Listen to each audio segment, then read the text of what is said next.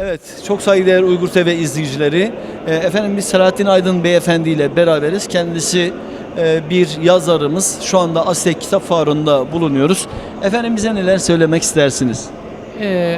Öncelikle seyircilerimize saygılarımızı sunuyorum. Sizlere de teşekkür ediyorum. Biz Uluslararası Kabartma Kur'an Hizmetleri Birliği olarak buradayız. Uluslararası Kabartma Kur'an Hizmetleri Birliği, ilahi mesajları kabartma yazı ortamında dünyanın her yerinde görme engellilere ulaştırmayı amaçlayan ve merkezi Türkiye'de bulunan bir gönüllü teşekkül. Şimdi yaptığımız çalışma Kur'an-ı Kerim'i kabartma yazı ortamında çoğaltmak, bunu bilhassa dünyanın az gelişmiş bölgelerindeki insanlara, görme engelli Müslümanlara ulaştırmak ve imkan sahiplerinin kuruluşumuza yaptığı yardımlara aracılık etmek. Bunun yanında biz internet üzerinden kabartma Kur'an eğitimleri veriyoruz. Online olarak kabartma. Online adresi sizden rica etsem. Tabii ki. www.braileqran.org. Buradan bizim kabartma musaf talep formlarımız var. Şimdi yaptığımız çalışma niçin önemli? Cenab-ı Allah kullarını bedensel ve zihinsel bakımdan farklı özelliklerde yarattı. Bunların elbette çok sayısız hikmetleri var, gerekçeleri var. Çünkü bana göre hayatın üzerinde oturduğu sayısız değişkenlerden iki tanesi, bir kere insanlar hayatları boyunca birbirlerine muhtaç şekilde yaratılmışlar. Şimdi şöyle bir şey düşünelim. İnsanların tamamı kendi ihtiyaçlarını kendi başlarına giderebilen canlılar olsaydı, kendi kendilerine yetebilen canlılar olsaydı, öyle tahmin ediyorum ki her birimiz birer firavun olabilirdik. Cenab-ı Allah bize insan olarak haddimizi bildirmek üzere bizi ihtiyaç sahibi yarattı, birbirimize muhtaç yarattı. Bu birbirimize muhtaç olma halini de farklılıklarımızla meydana getirdi. Yani kısa boylu uzun boyluya, sesi güzel olan sesi güzel olmayana, çünkü onu dinleyecek, ihtiyaç duyar şekilde yarattı. Bu farklılıklardan bir tanesi de körlük. Cenab-ı Allah kullarının bir kısmını da kör yarattı.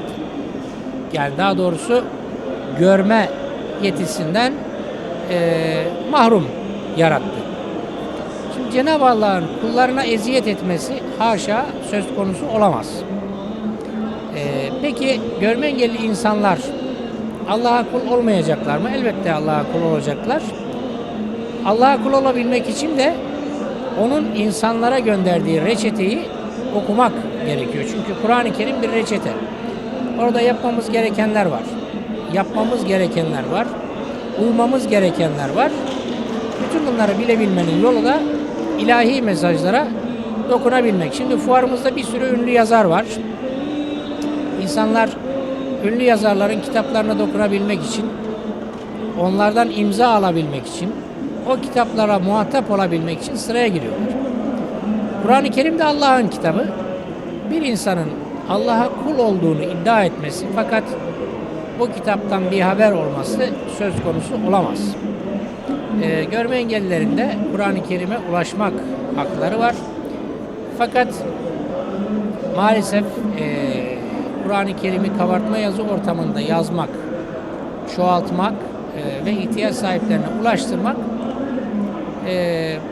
bir parça daha maliyetli olduğu için, daha zahmetli olduğu için bugüne kadar bu anlamda global düzeyde faaliyet gösteren bir gönüllü teşekkül olmamıştı. Biz 2013 yılında uluslararası düzeyde bir konferans topladık.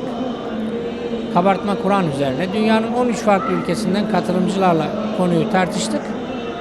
Ve akabinde 2014 yılında Türkiye Cumhuriyeti hükümetinin, kabinenin müsaadesiyle Uluslararası Kabartma Kur'an Hizmetleri Birliği faaliyet iznini almış oldu.